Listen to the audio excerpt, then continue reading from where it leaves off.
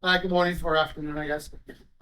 Like Pastor said, it was my third time going over there. So, it's an amazing experience. We're over there for probably a week and a half or so. A couple days before that, we set up camp so everybody chips in. We set up tents outside for the older children, set up the Sunday school inside. And then the kids come Monday through Friday, right? We teach them the Word of God and English. We have translators there. There are kids that went to camp before that are now the English interpreters for some of the children that can't speak English really well, to interpret what we're trying to say to them. So camp's a lot of fun. We do arts and crafts during camp, recreation, so they all get to play a little bit, have fun in that. This year, Renette and I were with recreation, so they have a lot of fun. The last day, we always do water balloons. And they love that. So they get their teachers, wet with water. And we take the older kids down to the church parking lot, and they had a massive balloon throwing contest. I mean, Andrew, we were all wet. I mean, they were close to got us. So kids in Latvia are exactly like kids in the United Yeah. States. Yeah. But like I said, it was our third time, and what was really cool this time was it's been a while since Rent and I were there. Last time we were there was 2016, and we moved out to California for 4 years. We're back now, but and then COVID hit, so it was 8 years since we were there, and some of the children that we were with back then, like it was like we didn't miss a beat, right? Like it was 8 years later, but they came up to us, they gave us hugs, they were talking to us. So it was just really cool. The relationships that we made 8 and 9 years ago, I guess, are still there, right? We actually had some children that actually came because we were over there just to see us, right? Like there's Randy's, who's a pilot, not pilot, but he's like a flight attendant. And he works a lot, but he came to the camp for like a day and a half just because we were there to visit us. Anya, who we became good friends with, she came over 2 hours, a 2 hour train ride to get there just to see us now, right? And it was right before she was moving to Italy, Yeah. but she still took the time out of her day to take a 2 hour train to come see us because she just wanted to spend some time with us, right? So those are the things that are very meaningful, right? When you develop those relationships with the kids that just continue for a lifetime, really. I mean, we stay in contact with them all the time, and I know Emma and Blake, they're WhatsApping, friends that they met over there and that. So it's a great experience, and looking forward to going back. We're going to go back as many years as we're blessed to go back, and then that the church will let us go. So, All right, Emma. To England and the UK. Actually, I have been to France, but that was for like 2 days, so I don't count that. But I've been to England. I've been all around, and so I've only really been on that side of Europe, and I've never been to the eastern side of Europe. So I didn't really know what to expect while I was there. I It's nothing like England at all. It's sort of similar because the European culture, but it's definitely different and not quite what I was expecting. But it's so awesome. The landscape of Latvia are beautiful. They have beautiful, really long trees. They're very skinny, but they're very tall. And they just have these really beautiful forests everywhere. And when you go to the sea, the forest surrounds the sea, so it's kind of cool because everywhere you go, there's trees. It's not as built up as it is here. It's not as built up as it is even in England or places like that. It's very feels very natural still. Um, but yeah, I don't. I guess I didn't come into it with that much expectation. I was just going. I wanted to help with the children, and I was just like, this would be a fun trip. Like I wasn't expecting to get so much out of it, but I really did. Um, I met a lot of really amazing people there that I still talk to, like Kevin said. And I'm really hoping I get to go back to see them again. And yeah, not just the kids, but also the people who helped out, the translators and the people even from Florida that we went with. I really got a lot out of meeting with those people and seeing a new place that I didn't think would be as cool as it is. And I'm willing to go back. Great, thank you very much. Um, So I'll give you a rundown of the logistics of the camp and who was there when we get to the video part. What we're gonna do now is and so as far as food goes, it's kind of gonna be serve yourself. And I don't know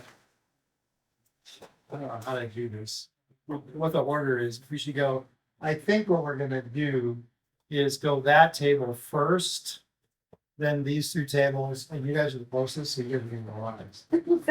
Just so that they can get out of your way while they come through. So to drink over here, there's Capri Sun, which is fruit punch, there's iced tea, lemonade, there's some cranberry juice, water, and the unique beverage from Eastern Europe and Russia is called kvass. And it's a non-alcoholic version of root beer or birch beer or just beer. And so, yeah, I know if you've heard the joke that if you've ever had a beer that's simply liquid bread, that the ingredients in a can of beer is the exact same ingredients in a loaf of bread. That is actually what that is. It's a loaf of bread in a bottle. It's kind of sweet, and there are two different kinds. So it's sort of like IBC root beer versus Dad's root beer versus Shasta root beer versus mug root beer. And so it does not have that sort of sarsaparilla or birchy beer kind of flavor, but it's in the root beer family. So you may or may not want to try it. People either love it, like Blake, who drank gallons of it. And then there's the Osher family. You liked it. Then the Osher family that will not drink it no matter what. I'm with it.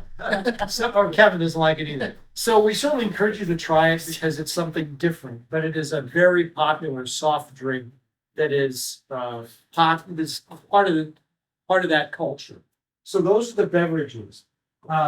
Over here, it's kind of like dessert first. So there's a meringue and some little chocolate and white chocolate like cookies that you could try every morning for breakfast. The standard breakfast and often the standard evening meal would be cold cuts and cheese on bread. Their big meal of the day is always lunch. And so we might call it dinner. So they'd have a light breakfast, some sort of protein and bread.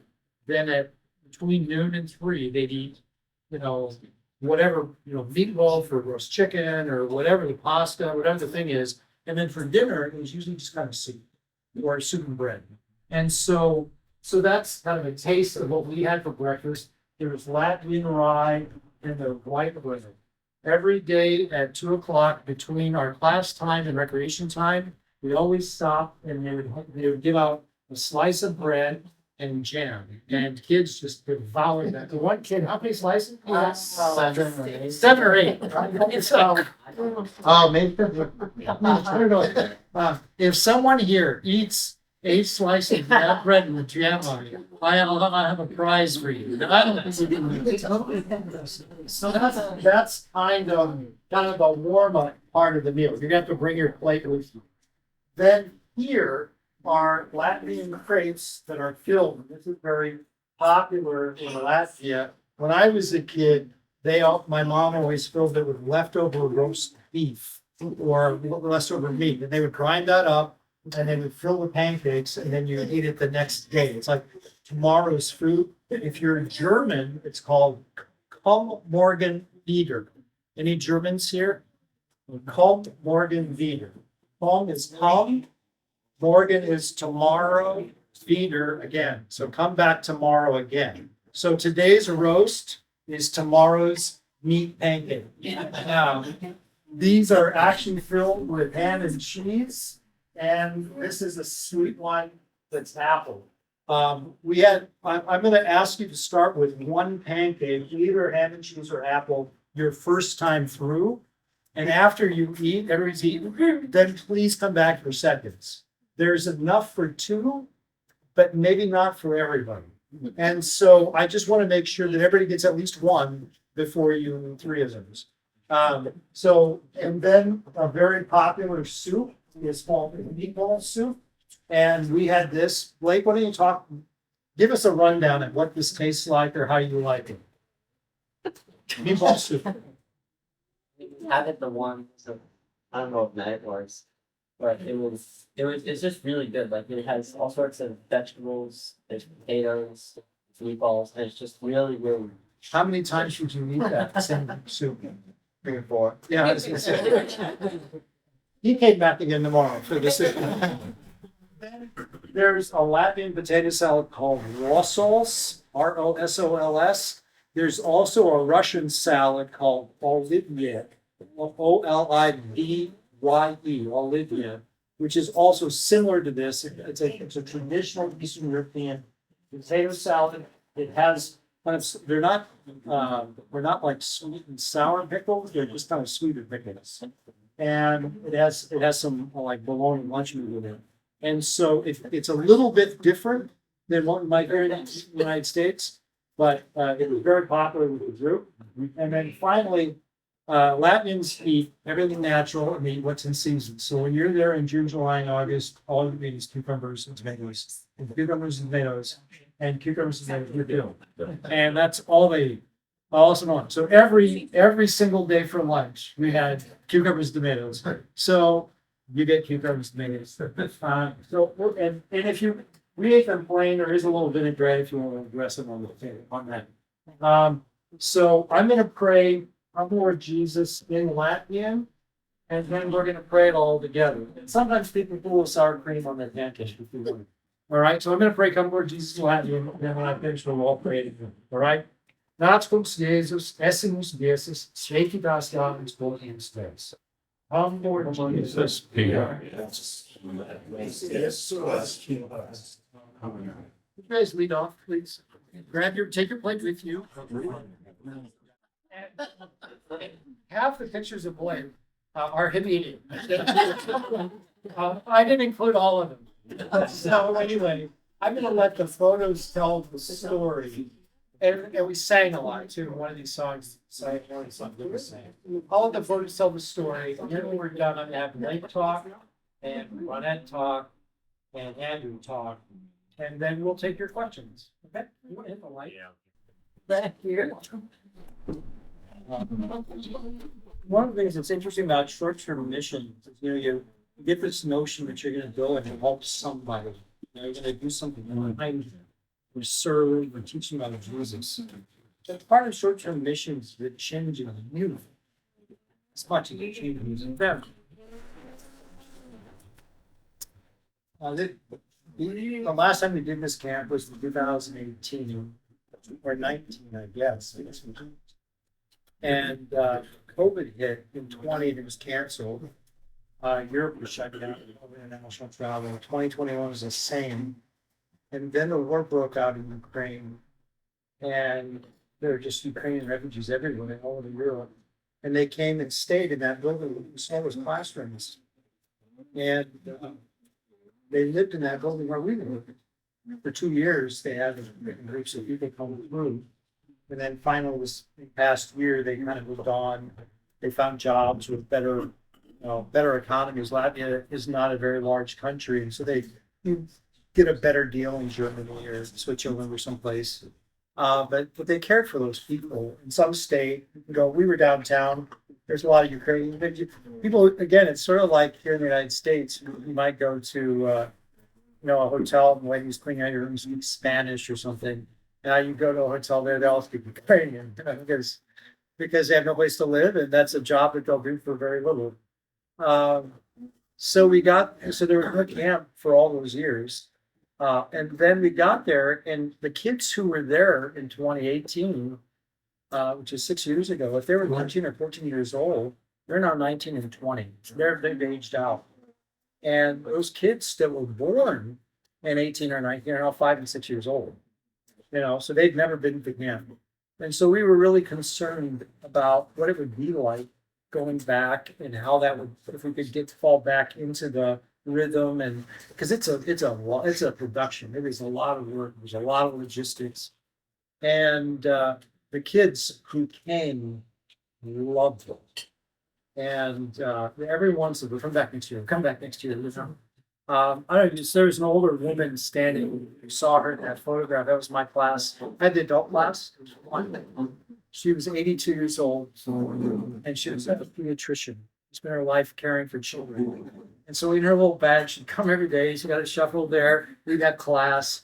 And she always had like medicine, some cream. She had a bug bite of my leg. She still had some cream. Some kid, pinched their finger. She said, I had Band-Aids. So we wrap them up. And so at 82, she's just doing ministry and learning English. And she spoke from where I'm sitting, very good English. And a very faithful Christian woman. And so we just sat together and we translated, the first couple of days, we translated Psalms together.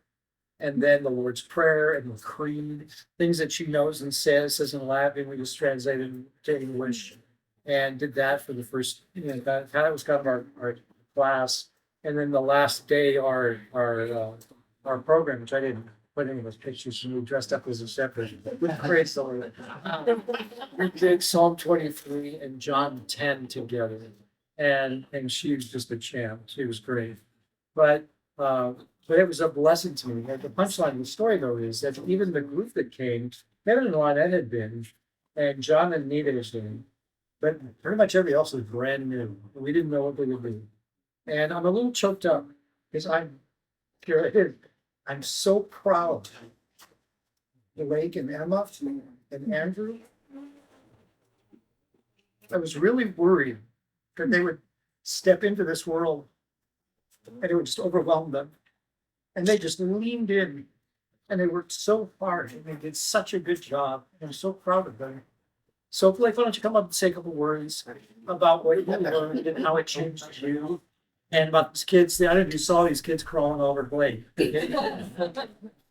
So, that had been my first, really my first time traveling internationally. And I learned a lot of things. I figured out my new favorite drink. I worked recreation for the week, so I was able to really meet all of the kids. And everyone was just really amazing and nice, but I really was able to just connect with the little kids. They had so much energy because they're 5 and 6 year olds. What are you gonna do? So we gave them little plastic balls and they would throw them at me and they would just chase me around the yard. And there was one little guy, his name was Emanuel's, and he was very aggressive. Like he would scream something in Latvian and then attack me. And I was yelling. And one translator goes, "Oh, he's saying attack." And he would tackle me, he'd get on top of me, he'd try to punch me, I'd pull his arms, he would end up trying to bite me. It was and then his mom came one day, talked to him, we established some rules, so he was a lot better after that. And then at the end of the week, his mom just came up to me and said, "Thank you so much for playing with him. He doesn't have any brothers at home and his dad's always working, so you just sometimes need someone to wrestle with. So thank you for that." And so it's going to short-term missions, like you try to do whatever you can in the short term. It's like Pastor said, they're the ones who impact you. I'm gonna steal something Pastor said. It says, "The Latvians are thieves. They steal your heart and they never give it back." No. Yeah. I'm hoping to go next year again because it's really good.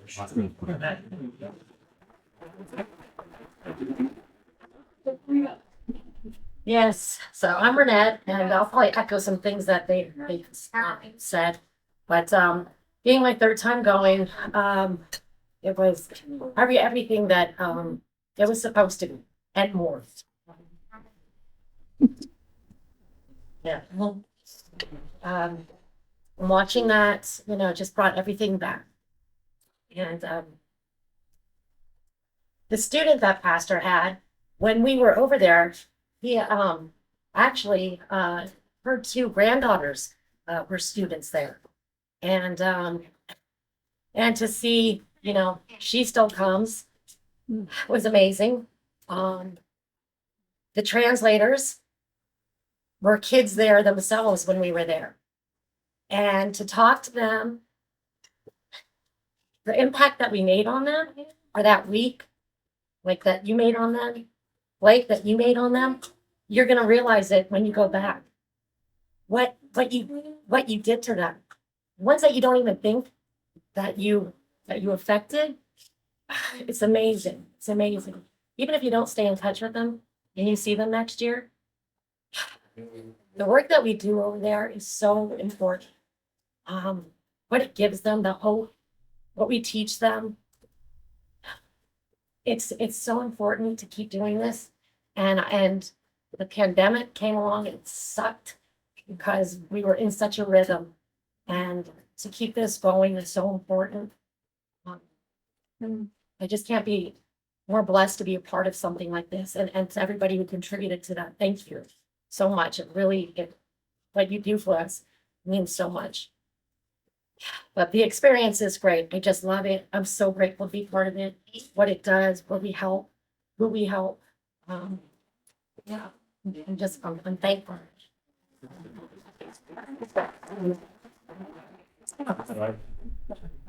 Yeah, give me chills watching some of the videos and pictures again. Coming back to the trip, I've been a busy summer and I haven't really had a chance to like fully maybe like reflect on everything. This is kind of just a little bit to do that. And I think one of the kind of the themes of the trip obviously was language and teaching. And I'll just tell a few stories. We get to Riga, we got to go through customs, and of course we fortunately have our Latvian speaker leading us, and so he just takes the passports, gives everybody, and all of a sudden there's this long conversation happening between them and that. And you kind of see it. I said, "That's what this thing goes." Well, they were real surprised how good a Latvian speaker I was because I have an American passport. And then then they had a whole discussion and where we were from and other things, but we weren't sure if they're quizzing or what. But it was a fun thing, and I think. And to appreciate, and then kind of building on that, is we get that there aren't that many Latvian speakers in the world. It's a big passage, right? Give more numbers. It's not this like German or Chinese. It's a fairly small number. So, I think it's important culturally, their language is important culturally because that kind of defines them a little bit. And at the same time, the English is really important because most of the economies don't speak English or don't speak Latvian. So English is a language of commerce. And we just an example that was it Marcus? Was it Marcus? Oh yeah, Marxist, yeah. Yeah, Marcus. So he was trained as a mechanic, worked for Baltic Air, which is based out of Riga, and very shortly as he was supposed to be out in the field working on planes, they said, "Well, you speak English?" They go, "Yeah, you're pretty good at English." And so next thing he's back in the office because they needed people to read the manuals and do all the buying of the parts and things. And so being English is that helps with jobs. I think if was a flight attendant, it sure helps to speak English when you're a flight attendant on an international airline. So you kind of see some of the benefits just from economically of speaking English for that country. And then so that was one of the themes, obviously with the language being super important. And then I felt the Latvians were very very intentional, and I think that those were another. There was a lot of there were reasons for things they did and why they did them, and because they are a small country and there's a large and very aggressive country nearby, and so they need to set themselves apart. You saw a lot of Ukrainian flags flying around.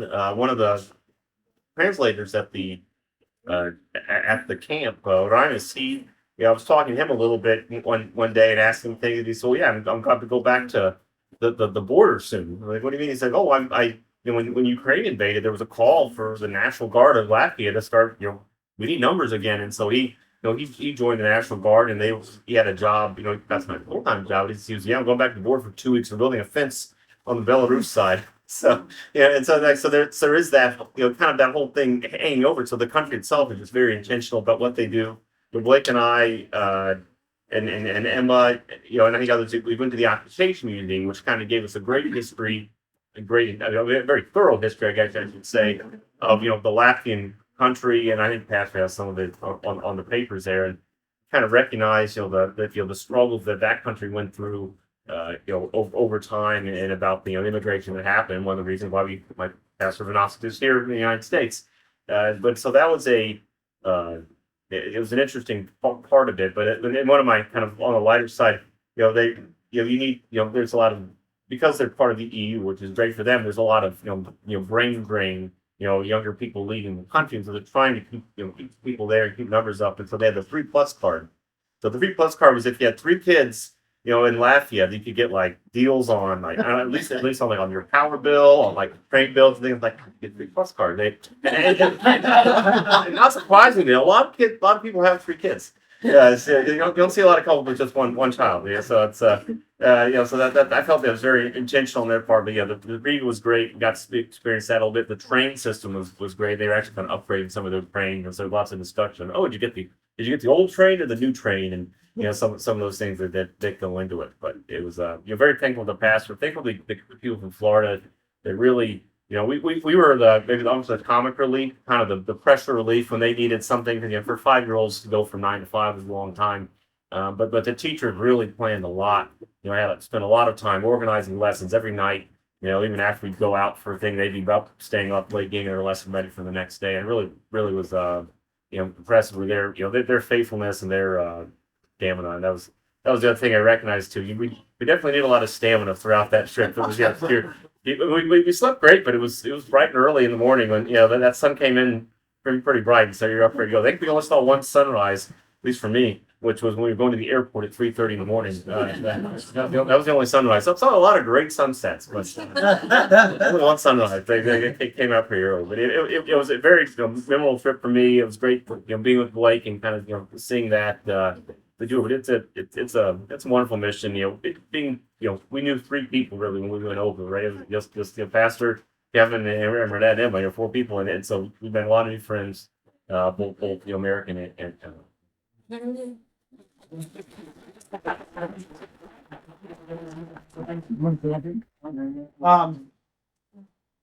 Any questions? You can grill the whole crew, ask them anything you want about what we ate, saw, learned, said, did.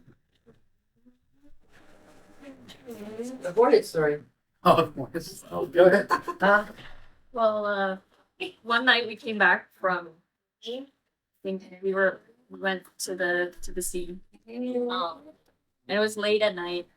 Somebody had gone back earlier in the night, and so they were home and there was lights on, and she was just sitting out in like the kind of common area, and she goes, "Don't go in the room. There's hornets in there," and we were like, "What?" We're trying to go to sleep. She's like, "Yeah, there's a hornet in there," and we were like, and I was like, "Okay, well, I'm not gonna deal with this." So I waited for Kevin and somebody from Florida, John. They went in and killed the hornet. And then while they were in there, I was sitting in the common area. Saw 2 more. Oh, no. So I had to get those. But apparently there was a hornet's nest right above where the women slept, right outside of our window. So we don't have screens. There's no screens on any of the windows. So there's no ceiling fans or air conditioning. We don't have those luxuries, but we did have a fan, a standing fan, that towards myself. Everybody from Florida is very cold, so so they sleep under their blankets, and the little bit of air that would come in, I'd have the fan, so it's been getting on me, and my window is open, and apparently the one day we're outside, and they noticed where the hornets were coming from was the nest that was right below my window. So then we had this. I said, "Well, girls, do we close the window and don't have any hornets come in, or do we just take our chances with the window open and still getting a little bit of air coming in?" So we usually just opted to sleep with the window open and we took the chances with the hornet. So you have to appreciate Latvia is so far north. Their May is our March, and their August or their 1st of September is really October. So summer lasts from about June 1st till August 15th-ish, and then it's fall. So right now it's fall in Latvia. So they don't have air conditioning because it's only about 8 weeks of summer, maybe? I mean, summer, like warm. And so if you've ever traveled international, my rude awakening is I stepped off the plane in Amsterdam, and you step into the jetway, and there's no air conditioning. It's just like, and so they don't put ice in their drinks, and they don't air condition anything. So it's always a little bit warmer there than here. Not just in Latvia, but Europe in general. Other questions? Do you have mosquitoes there then? Oh, yeah. Yeah. That must be really tough if you don't have screens. So Jurmala Wake is up with- between the Baltic Sea and what's called Lieluvas. You call it or Rio Grande. It's the big river. It's literally the name of it. The big river. Lieluva on one side and the Baltic Sea on the other. So there's water and water, and then this little strip of land is where we stay. So there's lots of mosquitoes. I still have a scar on my hand. Yeah. One mosquito. Yeah. I should have got some cream from that lady. I Other think they don't let you bring bug spray. Because Blake found that out in with that Heathrow. I think they're going through it. They didn't catch it in the U.S. But on the way they're like, it was from Boy Scout camp. He's like, I forgot I had that in the bottom of my bag. But yeah, so we went to the Mego, with a little convenience store there. The other thing that I loved about Latvia was that they don't use any preservatives in any of their food. My biome has never been healthier than the week that I spent in Latvia. Everything you eat comes like from the ground or from somebody's yard. There's no preservatives in the dairy products. It's naturally fermented, sour cream, kefir, yogurt. All the beer has no preservatives. It's all natural, unfiltered, and it is seriously, there's no processed food whatsoever. And I just never felt better when I came back than when I came back. And I'll have final questions. Okay, go How do the ahead. kids come to be? What's the process by which they get there? Is it the church? Twofold, yeah. One is it's through the church, local, and then all the other Lutheran churches. And then they kind of put the word out through whatever the local, it's a lot of word of mouth. And several people, like Randy's, you know Randy? He lived, so if the camp was here in Makunji, he would live,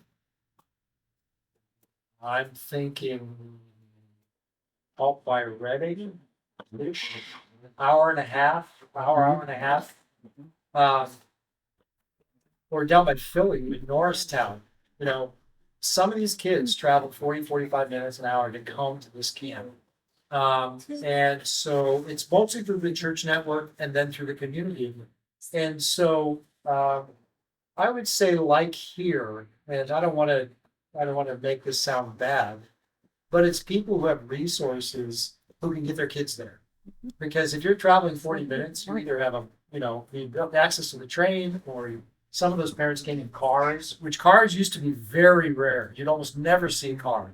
And now this time we saw more cars than we've seen in years past.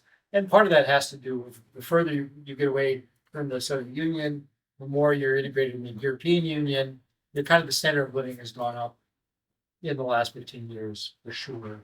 But it's kind of word of mouth and through church networks.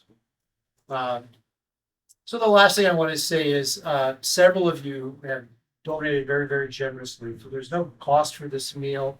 This is our gift to you. We don't expect anything. Having said that, ministries is not free. When we started doing this, we asked every participant, they have to have skin in the game. If you're going to go, you have to contribute something. So they all write a check to be able to go on this trip. 10 years ago, that check covered about 70 or 80% of the cost. Plane tickets then were between $800 and $1,200 a person, and that almost was the trip. Like I said, about 70% of what the cost of the trip was. This time, plane tickets were twice that. Whatever that number I just said, plane tickets were alone were twice that. Plus, you have to pay for the food and then we go on these excursions and all that stuff. So it was very costly for us to go. And again, I want to thank everyone who generously donated. If this is something you want to see continue, there are envelopes on the table. They're not to cover this trip so much, but to say, if you want to plan some seed money for next year, so that when we go to buy the plane tickets and Larry Schultz won't yell at me that I bought the tickets without having any money. So if that's something you value, think about it. And we don't need the money today. If you did put some money in an envelope, I'm going to put a basket here. You can put the envelope in the basket.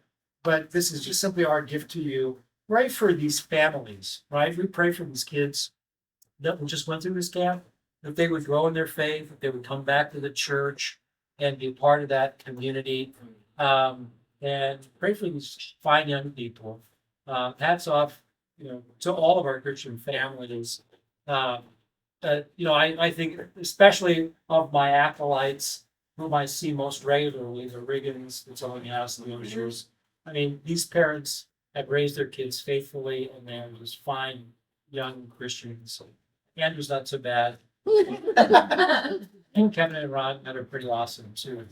But thank you to all of you for being here today.